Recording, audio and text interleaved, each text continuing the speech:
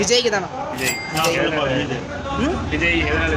எதனாலனா இப்போ வந்து அவர் அரசியலுக்கு வராருன்னா அவங்க அதுலேயே சம்பாதிச்சுட்டு அவரே பார்த்துட்டு எல்லாரும் நல்லா இருந்தால் தான் இப்போ அரசியல் வராரு. அதனால எந்த ஆட்சி நல்ல ஆட்சியா நடக்குதோ அந்த ஆட்சிக்கு கண்டிப்பா நாங்க போடுவோம். எங்க மகளிர் சப்போர்ட் உண்டு, கண்டிப்பா உண்டு.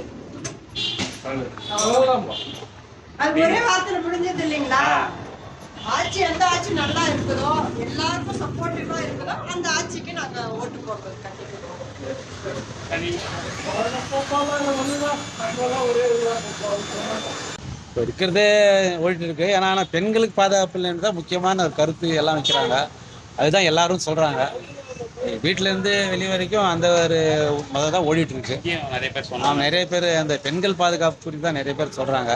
அது வந்து மாறணும். அதுக்கு என்ன செய்யணுமோ நம்ம செஞ்சு ஆகணும், அவ்வளோதான்.